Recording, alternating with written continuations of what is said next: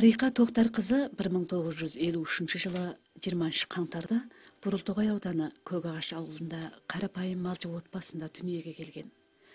9 жасында анасы қайтыс болады. Жастайынан анасынан айырылған ол, бастауыш мектептен ары жоғарылап оқуға дәрмені жетпей, әкесіне серік болып мал бағып, үй ұстап, құрт май алу, киім тігу, арқан жіп есу қатарлы отбасының үлкен кішілі жұмыстарын түгелдей өз мойнына алып, үлкендердің алқауына алады. Кейін ұзатылып қалаға қоныстанып, түрлі сауда-саттық жұмыстармен де шұғылданады. Бала кезден шешем ерте қайтыс болды деп отырмын, бірақ менің мына шешем өзгесінде істі қол өнері бар. Одан біздің нағашы апамыз ерте кезде мына жекелгі уақытта шал қайтыс болыпты да, бір қанша баласын сол қол өнерімен баққан кісі екен. Майдың, байдың чиін орап, бауын тоқып, ісін істеп деген сияқты. Содан біз өзі бір анадарымыздан жалғасқан. Сондай бір қол өнері бар өзі. Мына қанға сіңген ба, мен ерте қайтыс болса да, соны бітей көре қалғаным бар. Содан мына қазақтың осы киім тігу, кесте тігу, баушық тоқуға ерте үйір болып соған өзім әуес болдым. Бала күнімде тіпті қағаз ойып ойнайтынмын өзі, ойнағанда да. Рейка Тоқтар қызының кигіз үй жасау мәдениетіне үңіле қарап, белгілі зерттеу жүргізіп, жақсы нәтижеге қол жеткізуіндегі түйін, оның балалық жасынан тартып, кигіз үй мәдениетіне қызығып әуестенуіне тіке байланысты. Рейка кигіз үй жасауды 1971 жылдан бастайды. Оның алғашқы қол жеткізген нәтижесі отаулардың кигіз үйін кестемен толық жабдықтап тігу еді. Кигіз үйдің ішіндегі нәрселер, оның пайдаланатын, ұлтымыздың өзі түрлі пайдаланатын нәрсенің бәрі өз қазағы өзі өндірген, өзі жасаған, өз кезінде бәрін өздері жасап пайдаланған мысалы. 2007 жылы Қабауданның Аққайың аралында өткізілген Алтай аймақтық 17 кезекті ақындар айтысында кигіз үй жасау бәсекесіне апарып қатынастырған Рейканың 160 басты кигіз үйі бірінші дәрежелі сыйлықты еншілеп, алтын медалмен марапатталды. Ол қазірге дейін 17 кигіз үй жасап базарға салды. Енді мен кигіз үйді ғой, біз көбіндегі дәстүрлі ғып жасағаннан кейін біраз қол мен істейтіндіктен жұмысы көп болады да, жұмыс ауыр болады да, өнімділік де аздау болады. Өйткені мандымайды ғой. Содан кейін оны көбінде жекелер ала алмай, бағасын шығарған уақытта істеткен адам мен жалғыз істемеймін. Bir қанша адам істетем ғой, ол бір адам қолынан келмейді, бір кигіз үй жасау үшін бір қанша жыл кетіп қалады. Содан бір кезде мына көбінде үкімет орындары, мына әр аудан өзіміздің аймақтың ішіндегі. Соларға үй жасап бердім, жиын өзімен 16-17 үй саттым. Одан кейін осы мына Алтай бетіндегі 160 басты үй жасадым. Бұл енді осы Алтай бетінде ең үлкен үйді біз жасадық қой деп ойлаймын, өйткені басқа естімедік енді. Халықтың өз қажетіне қарай, енді кішірек болса, лайықты жасалса арзандау келеді. Енді жекелерімізді алар, енді көп емес, бірақ ондай көп ала алмайды енді көбінде. Сонымен көбінде мына саяхаттың үйлерін жасаймыз енді. Рейка талай жылдан бері қазақ кигіз үйінің тұлғалық құрылымы мен сыртқы көрінісін әрлендіру, кейінгі ұрпаққа жеткізу, кигіз үйді осы заманға бейімдеу мен әуелгі бейнесін сақтау арасындағы қатынасын дұрыс шешу, таңдаулы қазақ кигіз үйін жасау, оны халықараға танытуға дейін көптеген құлшыныстар жасап келеді.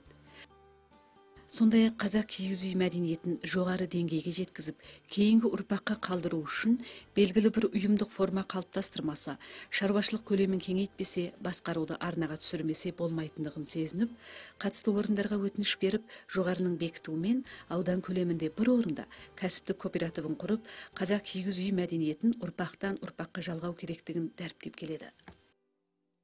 Содан кейін енді бұл енді қазақтың өз бұрыннан ата-бабамыздан тіпті жалғасып келе жатқан енді кигіз үй деген енді тегінде ата-бабаларымыз тапқырлаған нәрсе ғой енді. Ол кезде енді ел көшіп жүреді, қонып жүреді, соған қолайлығып, қалыптығып жасайды, үлкен жасамайды. Кейін енді заманның дамуымен, жағдайдың жақсаруымен, партияның саясатта жақсы, содан кейін бұл үйді қазір енді түрлендіріп жасап жатыр ғой енді, неше түрлі қылып. Қай жерде де сол енді қазақ үйлерін жақсы жасап жатыр ғой қазір. Сол орайда мен енді өзім бір ой ойладым, енді осыған біраз құрылымына өзгеріс кіргізіп, кішкене енді осы үйді. Және де енді заманға қарай, мына қазір саяхат орны көп, соған тігеді. Сонда бір ауыздан гөрі бірнеше ауызды үй қылып жасасам, одан халықтың өз сол аларманын кажетине карай типти 2 ауыз 3 ауыз эмес одан да ары жалгастырып бир нече ауыз өз талабына карай сол бир эсиктен кирип сол аркылуу бир нече аузду уйгуп жасасам деп содан осы мына билим менчик укугуна осы талабымды билдиргем 2012 жылы. Содан бекип келди 2013 жылы. Мынаны енді жобалаганына ондай көп айланган жок. Жарым жылдай буну ойланып жүрдүм, буну кайтып неме кылам деп буну. Мынаны енді ойлануу оңай бир нерсени одан мындан тиккенде буну жалгау үчүн эсик сөз жок эсиктен кирүү керек болуп турган. Сонда онунга кейбир жактан мына сырткы немелер бир туура келмей калатыны болот. Осуга бир аз үй жумсадым енді. Сону менен барып жарым жылдай ойланып сонун кийин көрсөтүп осы өз оюмду айтып эм. Компьютер аркылуу жобалап сүтүп жолда бекип келди енді. Енді осыны жасасам алатын адамдар болса айтуу боюнча үлкөн жактан дайын ғой баска нерседер енді сонда адамдардын айтууна карай бир бөлмө ме 2 бөлмө ме 3 бөлмө ме согон карай талабына карай жасап берем. 2012 жылы көп бөлмелі қазақ киіз үй жасауды жобалап чертожын сызып, білім менчик укугун алууга берген патент өтүнүшү 2013 жылы 1 мамырда бекитилип келет.